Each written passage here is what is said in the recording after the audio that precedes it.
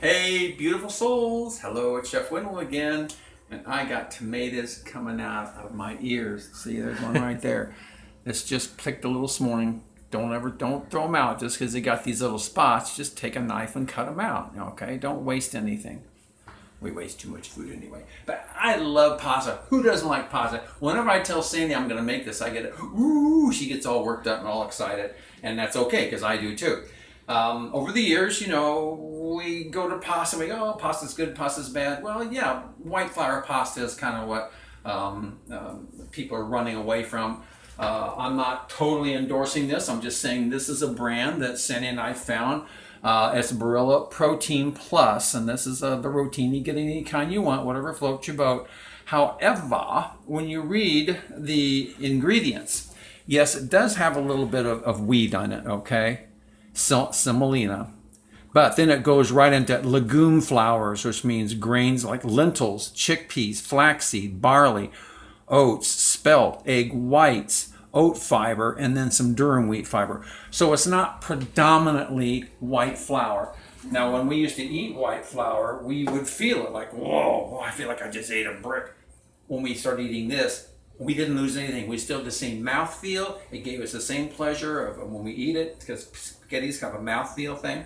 But anyway, one of the favorite dishes, I used to make this for the kids too when we had the catering company. They, oh, Grandpa, make this for me. So yeah, now I could use extra virgin olive oil. Yes, everybody's using it, but with all this news coming out about half of it being cut with seed oils and canola oils and things like this, I go for a California local brand that I know maybe didn't get stepped on by the end.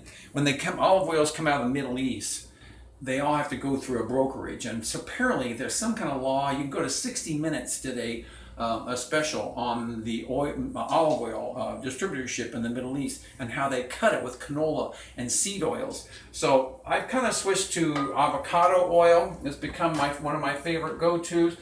This is not an omega-3.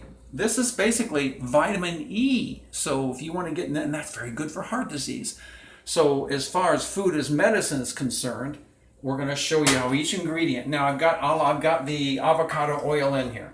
What kind of person would ever make a pasta sauce without using garlic? So anyway, I'm getting the garlic going. I want this to all happen pretty quick. I don't want things to cook very long. Okay, you know me. The more you cook food, the less you kill a lot of vitamins and nutrition in it. Now, to get the protein going in this dish, I've taken a half a cake of tempeh. You can get any kind of tempeh. It's everywhere in the stores right now. It's a fermented soybean product. Get the non-GMO organic tempeh is everywhere now. A lot of people say, don't eat soy, don't eat soy. I wouldn't eat soy myself, but I will eat this. Now I'm going to add, we have to have our fiber in here. So I'm adding some ground up flaxseed. The infamous fiber bell. So basically, that's it. I'm going to just get the garlic just warmed up just to get the flavor. I'm not worried about whether it's going to be cooked in thoroughly. I'm going to add, now this morning I went out to the garden and I grabbed my Vitamix and I plucked off an enormous amount of cherry tomatoes. And I put them in my Vitamix and this is nothing but pure, fresh tomatoes, pureed, and I think I added 2 cloves of garlic to it, because I just thought the tomato would be insulted if I didn't. So anyway, now I'm going to put this in my pan. This is fresh. All right, so I'm just going to I just want to bring this to heat. I don't want it to get boiled. I'm not trying to make a tomato concentrate. Now, if it is too watery for you, now that I've said the word tomato concentrate, sometimes I get a little thing of, and I'm not too hot on tinned food, but on the other hand, tomato concentrate, we only use little bits of it. I'm going to add a little bit of this to it just to give the sauce a little darker consistency, a little thicker thickness to it. So that's it. Basically, I'm just going to let this simmer for a second.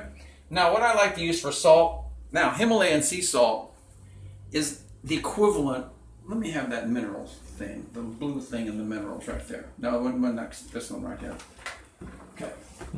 Now, when you see Himalayan sea salt at the grocery store, I want you to think in terms of this. You pay $30 for this, but Himalayan salt, my dear friend who just passed away, Chuck Lanham, my naturopathic buddy, He said, you get as many trace minerals from eating Himalayan salt as you can from these little boogers. And this is what? How much did this cost, Sandy? This was $5. This could possibly cost you 30.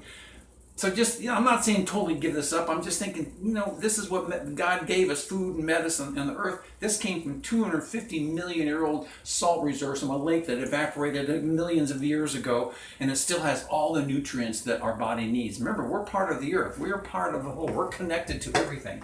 And we vibrate. Oh, our show today, Alan and I did our show today, was all about the vibrational frequency of food and how the fresher the food is, the more vibrational frequency it has, and then we raise our vibe. And the higher our vibe, the healthier we are. So I'm going to fire this baby up. I'm going to put last little blast of heat on it. I didn't add any salt to it. So, add, Sandy, hand me the black pepper there too, please, honey. I'm going to add just a little bit of the Himalayan salt. Again, as much or as little as you'd like. It's up to you. And then we always we buy our herbs in bulk. We know that they're not irradiated. They're not dusted with gamma rays and this sort of thing. So this is so simple. There's nothing exotic about this sauce. Very fresh. Now, the last minute, I'm going to add, and we just did this. We just ran out in the yard just a few minutes ago, and I got some fresh basil leaves. So fresh tomatoes, lycopene, vitamin C, all kinds of fiber and nutrition in there. Whoop, fiber bell. This tempeh is loaded with fiber. The tomato sauce, the basil. The basil is good for digestion. This is how you need to look at food. Food is medicine, my friends. Hippocrates said it in 400 BC, and by golly, if he said it, I'm going to buy it. Where we got off the road, I don't know, but that old wacky industrial revolution came in, and we kind of lost touch with nature.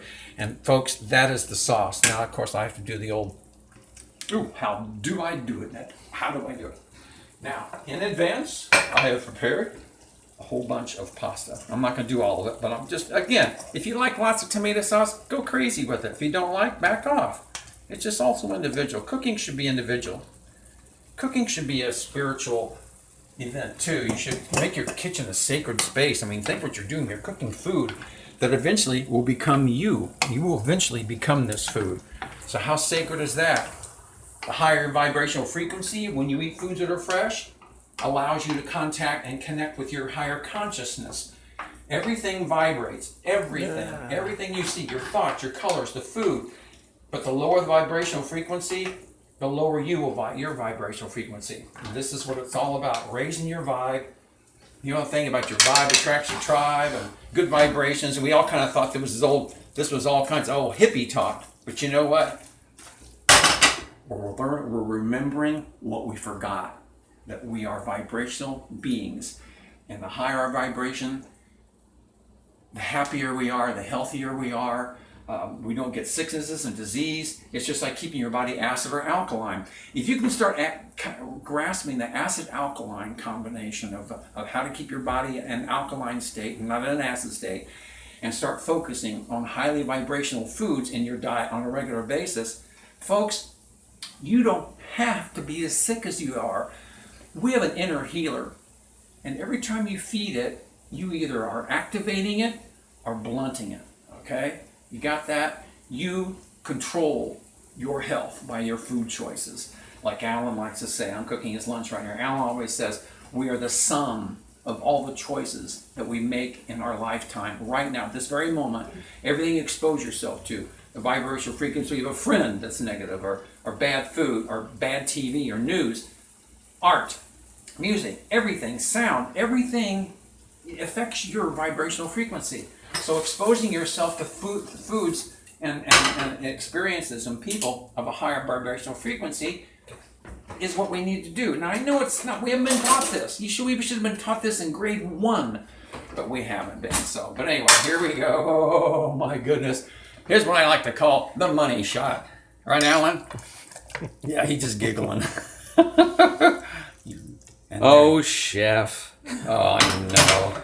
Oh, and now Parmesan cheese is okay. If you want to eat Parmesan cheese, go right ahead. But I have the opportunity to use nutritional yeast flakes. When I put this on the popcorn, Sandy goes nuts because she swears that I put Parmesan cheese on it, and she knows I don't. But they taste just like it. But nutritional yeast flakes adds a lot of more protein. Okay, this is good, clean protein.